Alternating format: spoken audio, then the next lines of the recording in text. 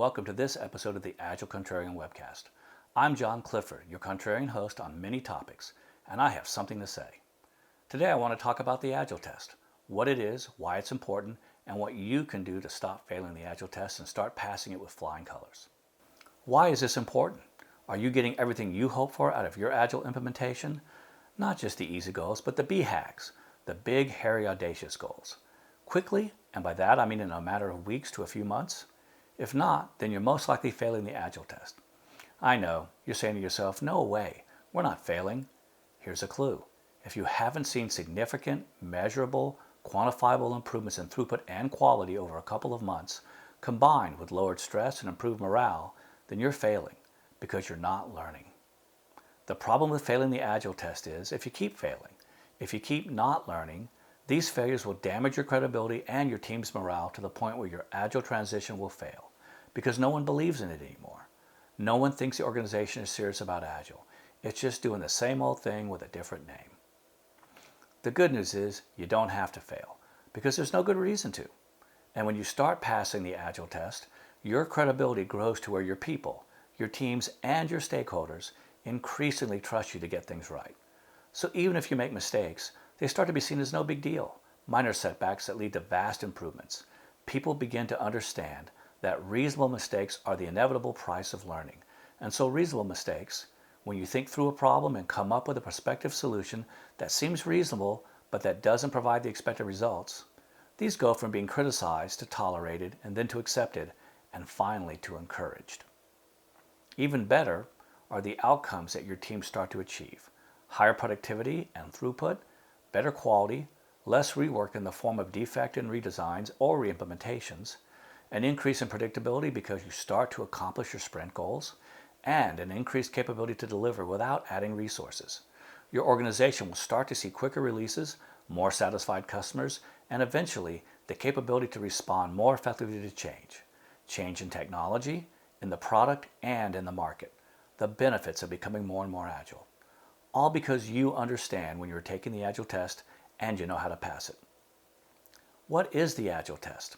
This is a term I've developed and used to describe the opportunities for improvement that arise as we discover problems in the way things work or don't work in our organizations.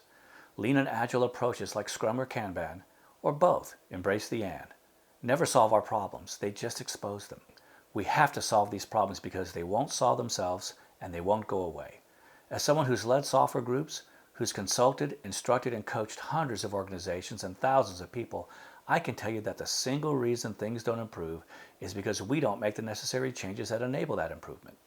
These opportunities, these chances to learn and fix our problems, are right in front of us if we can only see them. Whether it's fear of being wrong, inertia, or cognitive bias, too often we keep doing the same things, maybe with different labels, while hoping for a better outcome. Now, failing per se isn't bad. Good leaders give explicit permission to their people to fail reasonably.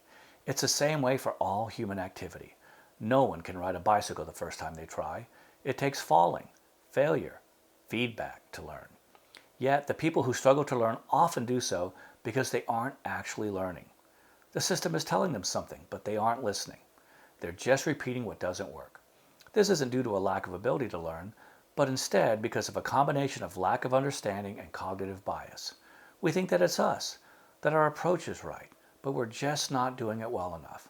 If we only did it better, we wouldn't fail. What we don't understand is that we need to do it differently, not better. We need to open our eyes and realize that, as Will Rogers said, it's not what we don't know that hurts us, it's what we do know that is just wrong. Doing more of what doesn't work, regardless of how much we hope it will. Let me give you the solution, the secret to passing the Agile Test. It's time to stop hoping and to start changing. That is the crux of the Agile Test. When faced with a problem, are you going to step up, step in with your teams and solve it? Or are you going to let it go, accept it as integral to the work and thus unavoidable, or it's outside of your control, and then continue to do what you're currently doing that isn't working? Not if I have any say. So how do you pass the Agile Test? First, you must stop accepting problems as essential and unavoidable. Instead, assume that all problems are accidental and completely preventable if you change your processes and practices to break the chain of events that leads to these problems.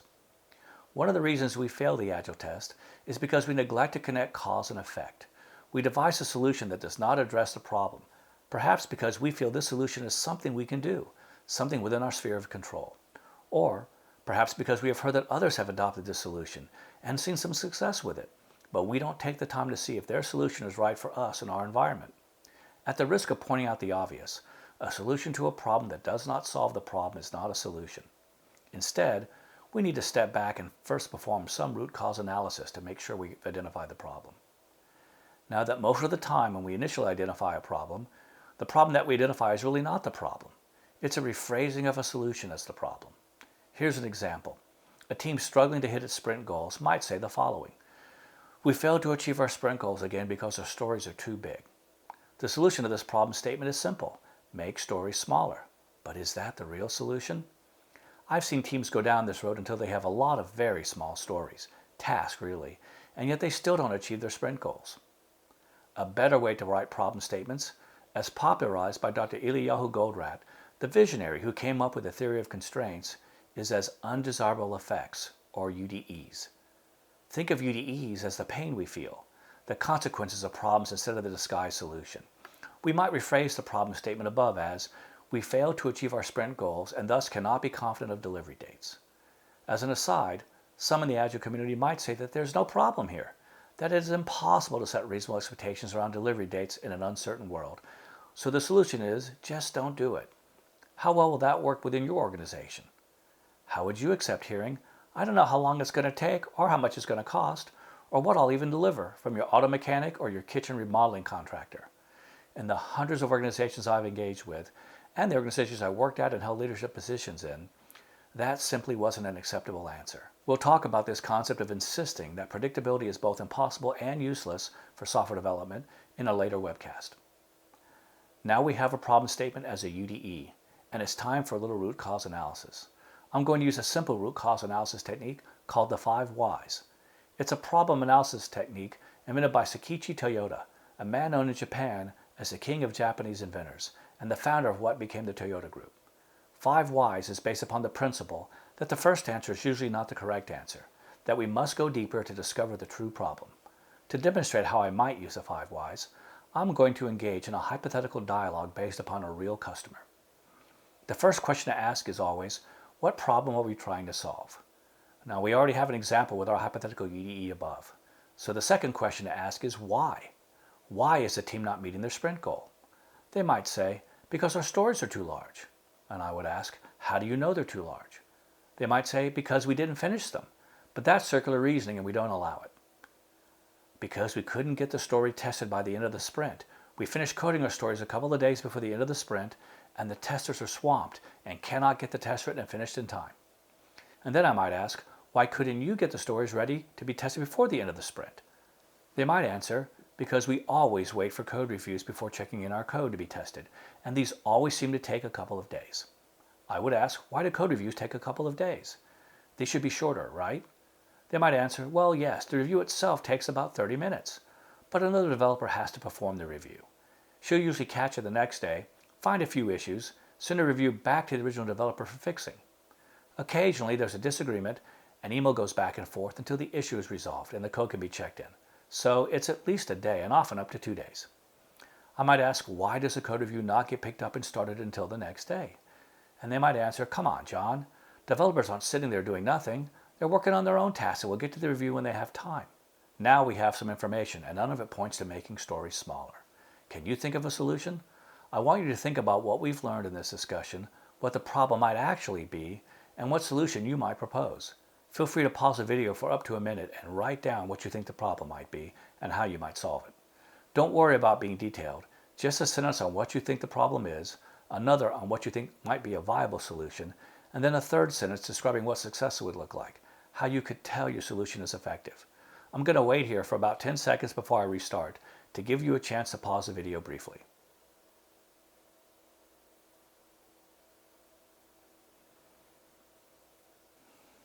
Okay, you're back. Let's see if your problem and your solution is similar to mine. Let me describe the problem we focused in on.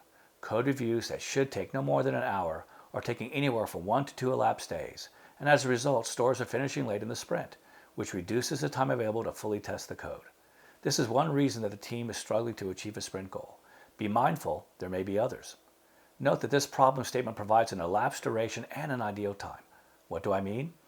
Elapsed duration is how long something actually takes, while ideal time is how long something should take absent any impediments. The team has acknowledged that the ideal time for a code review should be an hour or under, but we're not going to worry about times that are less than an hour because we're getting into the weeds. The team has also stated that the elapsed duration for code reviews ranges from more than one elapsed day to 2 elapsed days and sometimes more. Something to note, any time there's a large ratio between ideal time and elapsed duration, you can be sure that there's a problem. So any valid solution must reduce the elapsed duration significantly, must reduce the ratio, ideally to where the elapsed duration is the ideal time. If you need to, pause the video for a few seconds to give yourself time to think about this and to understand it. I often bring in principles from Lean, the Kanban method, and theory of constraints into my process consulting, and I'm going to do so here.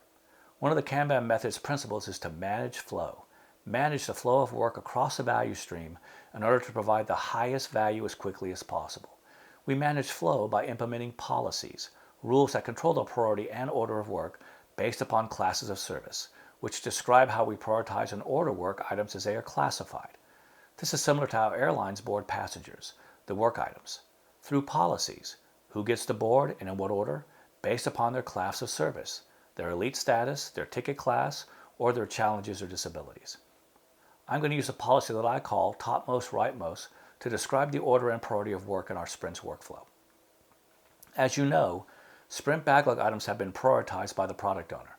If we have 3 items, A, B, and C, listed alphabetically as their order of priority, then that order communicates the product owner's ranking of A as more important than B, and B than C.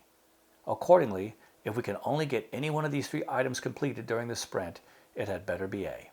Thus, we would show A at the top of our sprint backlog, followed by B, and then C. If we're using a sprint board, whether it's a physical board complete with sticky notes for items and subtasks, or a virtual board, the sprint board gives us a picture of our workflow with work moving from its initial state on the left to its final state on the right side of the board. Thus, topmost, rightmost is a shorthand way of emphasizing working on the most important item, topmost, and doing the work needed to push it closer to done or rightmost. The principle of topmost, rightmost generates a few practices. For instance, if we have remaining work on A, then any developer with availability and sufficient technical knowledge should work on A instead of moving on to B or C. Even if it's a testing task, and there are coding tasks for B and C, the developer should perform the testing task on A if she possibly can. The same is true of a review. If a developer could review code for A or start coding on B, he should review code for A. Do you understand why? How this approach will get A done as quickly as possible, perhaps at the expense of B, and B done as quickly as possible, again perhaps at the expense of C? How even if these are the same size, it's better to get all of A done than 1/3 of A, B, and C by the end of the sprint, because 100% of one item always beats 33% of 3 items. Thus, an effective policy to reduce elapsed duration of code reviews to being very close to ideal time is to ensure reviews don't linger, by having developers look for pending code reviews at the start of the day and after they return from lunch. If there is a code review, it needs to start then. Also, any developer with code needing a review has to be standing by, ready to participate in the code review at the time the reviewer wants, either physically or virtually. Why these times? Because work has been naturally interrupted, and so there is little impact on the reviewer or the developer to perform reviews at this time. And by having the reviewer and developer together, issues can be discussed and resolved in real time without the delays or the latency of back and forth emails. Think about it. A simple policy change that drastically reduces elapsed durations of code reviews to no more than 4 work hours after the request was made, without negative impacts to our people, adding resources, or delaying other work unnecessarily. How do we determine whether this policy is successful? By stating the desired future state as success criteria. Code reviews take less than 4 elapsed hours in most cases, never more than 8 elapsed hours. Clear, objective, quantified, and measurable. This simple change might seem theoretical, but I first implemented it at my own organization well over a decade ago, based upon a similar root cause analysis, and at numerous clients who had the same problem without any policies in place covering timeliness of code reviews. And it has made a significant difference, more so than the teams originally envisioned. Would it work in your environment if you have a similar problem? There's only one way to find out, right? We brought up a lot of topics in this webcast: workflows, value streams, the Kanban method, using principles to help derive effective practices, root cause analysis, problem statements, even how understanding the difference between utilization and productivity can drive focus and limit WIP so that we start less and finish more. All topics that can and will be unpacked and discussed in detail in future webcasts. Let me know in the comments below what topics you'd like to see or what problems your team struggle with. If you like the contents of this video, please hit the like button. And if you want to see new videos as they're released, please subscribe. George Orwell wrote, "To see what is in front of one's nose is a constant struggle." That is a struggle of the Agile test. To see what is in front of us. To ask why instead of just accepting why not. To change what isn't working instead of enduring it. Passing the Agile test is simple but not easy. It takes courage and integrity and leadership. And it is essential for success. Find it within you to pass your Agile test. And if you're a leader, to encourage and support your teams and your people as they face their own Agile test.